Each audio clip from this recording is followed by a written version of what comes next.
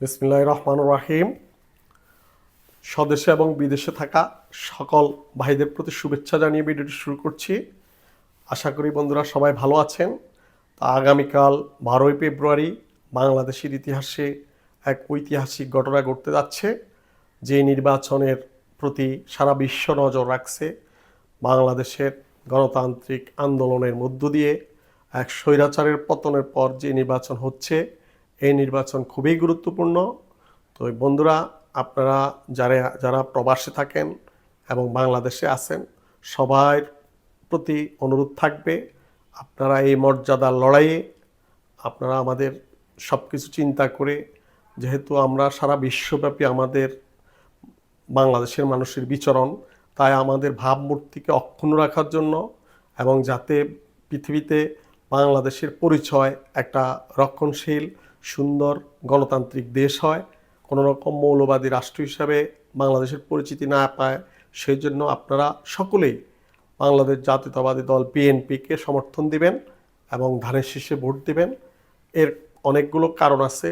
বর্তমানে যেই ঐতিহাসিকভাবে বাংলাদেশে যে ভৌগোলিক কারণে বাংলাদেশের যে অবস্থান, বাংলাদেশের প্রতিবেশী রাষ্ট্র ভারত এবং পাশাপাশি মায়ানমার, বার্মা, বিদেশিরা আমাদের দিকে বেশি নজর দিচ্ছে।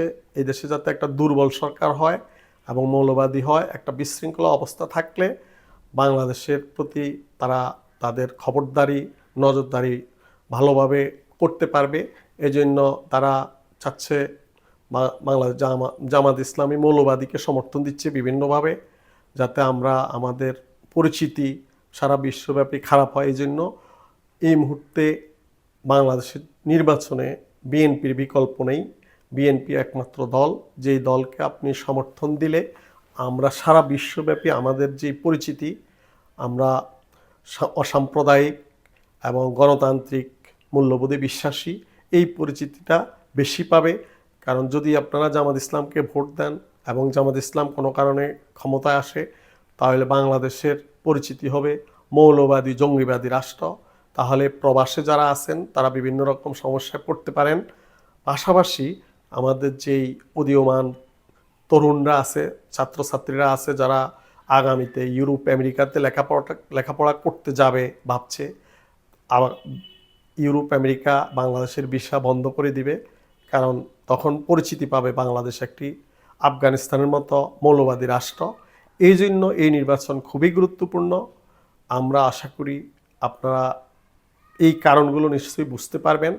আর এই মুহূর্তে যদি জামাত ইসলামের সরকার হয়, ভারত আমাদের উপর আগ্রাসী বর্তমানে যে ভূমিকা রাখছে আরও আগ্রাসী হয়ে যাবে।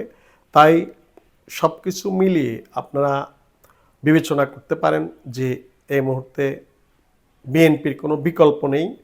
ইনশাল্লাহ আপনারা আগামীকাল যে নির্বাচন হবে, এই নির্বাচনে ধানের শীষ মার্কায় ভোট দিয়ে জয়যুক্ত করে বিএনপি সরকার গঠন করলে আমরা একটা স্থিতিশীল সরকার হওয়ার সম্ভাবনা ইনশাল্লাহ 90% সম্ভাবনা স্থিতিশীল সরকার হবে।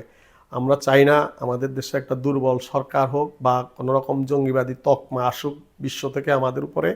তাই আমরা সকলেই যে যার অবস্থান থেকে সবাই ভূমিকা রাখি, ইনশাল্লাহ যাতে একটা রক্ষণশীল অসাম্প্রদায়িক এবং মধ্যপন্থী দল বিএনপিকে নির্বাচিত করা যায় এবং বাংলাদেশে গণতান্ত্রিক পরিবেশ ফিরে আসে। আপনারা আশা করি আমার কথা নিশ্চয়ই বুঝতে পেরেছেন। বিএনপির এবং সচেতন ব্যক্তিদেরকে বলবো, আমার ইউটিউব চ্যানেলটি অবশ্যই সাবস্ক্রাইব করবেন এবং এই ভিডিওটি অবশ্যই লাইক শেয়ার করে ছড়িয়ে দিবেন। ধন্যবাদ সবাইকে, ভালো থাকবেন সবাই।